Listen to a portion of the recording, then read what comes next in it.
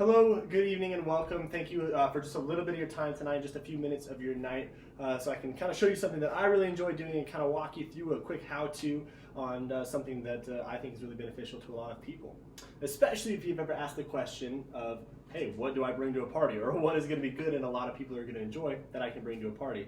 Well, I definitely have the answer for you, and that is pretty simple, just guacamole. Guacamole is really easy to make, a lot of people enjoy it, and it can be found in a lot of different areas, and it goes with a lot of different foods. It can even be just by itself as a dip, or maybe as a topping, depending on the type of party you're going to there. So, really simple to make guacamole, that's what I'm going to show you how to do. It only requires a few ingredients, and so let's jump right in. The first things that you're going to need to grab are just around your kitchen. First one is a bowl, mixing bowl of some sorts. Since I'm only making guacamole for myself, I decided to grab just a smaller bowl today, and then use that from there. Next thing you're going to need is going to be a cutting board. I like to use a bigger cutting board, one that has some grooves around the edges to catch any juices that are flowing off, and something that I can really kind of maintain the cleanliness of my area, especially when I'm chopping some different vegetables there. Next is going to be a really nice sharp knife. I prefer a longer knife. It makes it easier to slice and dice things. However, whatever knife you feel comfortable with, or whatever knife is around your house, go for it. So those are what you're going to need there. And then last but not least is going to be a fork or something to mash the avocado with in the bowl. Fork is great for stirring, and it's great after the fact. However, if you have a potato masher, that's going to be the best way to go, because potato mashers really do a great job of getting down and kind of mashing everything, especially if you're working in large quantities of guacamole. And then just some paper towels, and I do like to try and keep a trash bag around because it makes life a lot easier to keep some cleanup nice and easy under kitchen there. So now as far as vegetables, easy first thing, avocado, right? Guacamole, everybody knows guacamole comes from avocados, and so that's really where you're going to have to start here. Now when you're picking your avocados at the store, what you're looking for is a nice softer avocado, something with a little bit of give to it. Not something that you're going to be able to push your hand straight through, but something that while you're squeezing, you feel a little bit of resistance there, but it's still kind of nice and soft. Now, they're usually a little bit darker color, and they're usually typically more on the bottom. They try to put the riper ones on the top, just as a fun fact for you. If you do get a riper avocado, really bright green one, or it's just really firm when you're grabbing it, it's like holding a rock, you can still get them. If that's all you can find, you can still get them, but you're just going to let them sit on near the sun or in a window where they can get a little bit riper there for you. So let them sit for a little bit, get nice and soft, and then that's what you're looking for. Then as far as vegetables, I like to go with red onion. It has a lot more flavor, it's a little bit sweeter, and it's really juicy, so you're really going to have a good lasting and good flavorful guacamole instead of just bland avocados, and you're not having to use a bunch of spices to try and get that. I like to try and get a medium onion, a red onion. I grabbed a couple of them there, but really easy to find and really inexpensive as well. Now as far as tomatoes, I do put tomatoes in my guacamole. Most people typically do, I would say. However, I prefer Roma tomatoes. They're the oblong, weird shaped ones. They're cheap, they're easy, but they also have great flavor, and they dice really, really well because they do have a nice crunch on the outside and a little bit firmer on the outside there. And then you're going to need a lime here. Now, I have half a lime today, as that's all I'm going to need, but lime is going to really keep some flavor in there, some freshness in there, and then it's going to really add a nice citrusy flavor and a nice, fresh, vibrant flavor to your guacamole.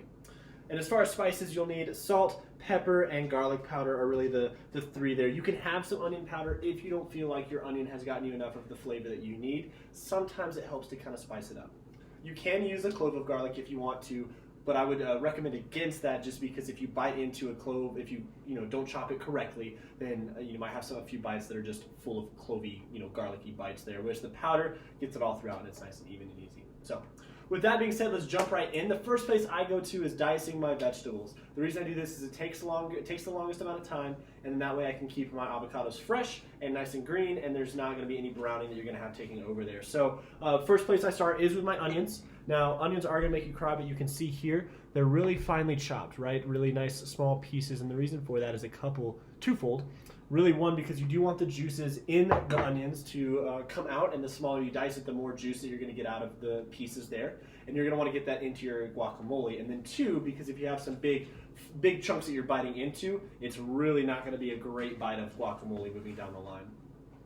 Then for the tomatoes, I did the same thing, diced them up. Now these ones I went a little bit bigger on because they are something to grab onto. And when I find myself dipping in guacamole, I typically find myself diving for a good chunk of tomato there and grabbing that and using that as something to have there. So I like to see the red and the color contrast is really cool as well.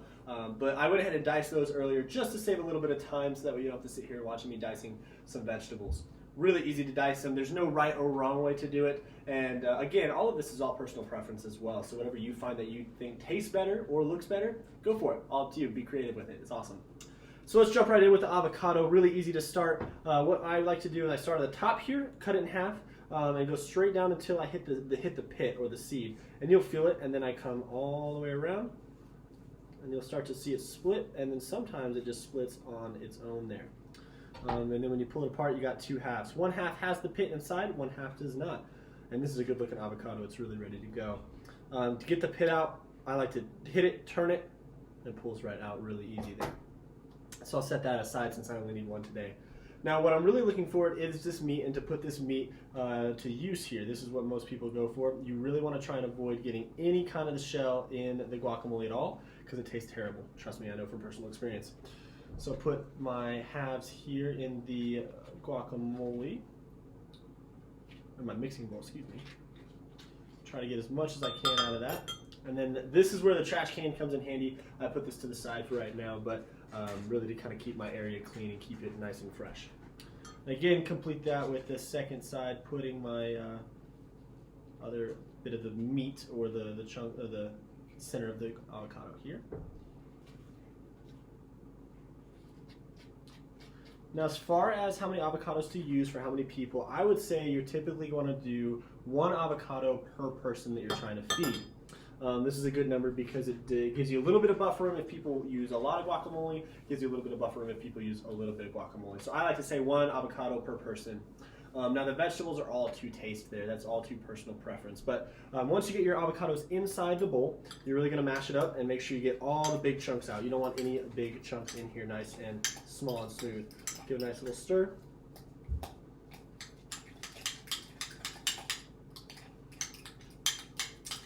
This is also why I like using a bowl with a handle, because I can really hold it and get some good leverage on here to make sure I do get all those chunks out. But again, if you're working in large quantities, a potato masher is the way to go. So definitely grab one of those guys there. So you're going to want a consistency that looks about like that, something really simple, really easy. Not too small, not too mushy, but also not too clumpy, because we're going to be mixing in some other vegetables in there. Next comes your veggies on top of that. So I put in the tomatoes first. No real rhyme or reason, just that's what I grabbed first. So put those guys in there. Again, all to taste. We'll just take all of those. Yeah, it works out well. And then the onions on top of that.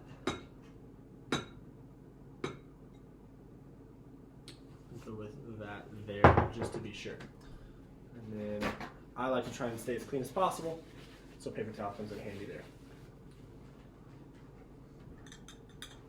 So mix it all together.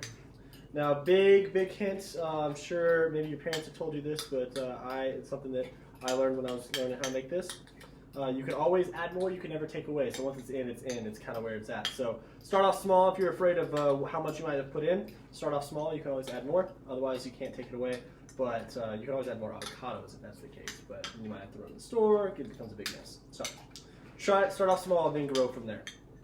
So once you get it mixed in, I usually go salt, pepper, and then garlic powder on top of that. So a little bit of salt in there. A little bit of pepper, and then garlic powder. And all of this is to taste, so it is something where there's no measurements per se. So if you like it a little bit saltier, add some more salt. If you want a little bit of a pepper kick to it, add some pepper. Really just kind of personal preference on that one. I will say you can overdo it on all of the ingredients and all the spices there. So start off small and go from there. And the last but certainly not least is the lime here. Take the lime, cut it in quarters, squirt it in the top.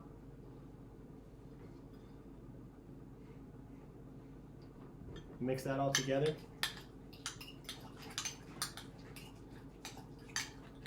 And boom. there you have it. The perfect guacamole for a night in, night out, whatever works best for you. But I hope you enjoyed it. Thank you so much for allowing me a few minutes of your time, and maybe you'll try making it one day at your own house or your own party. Thanks.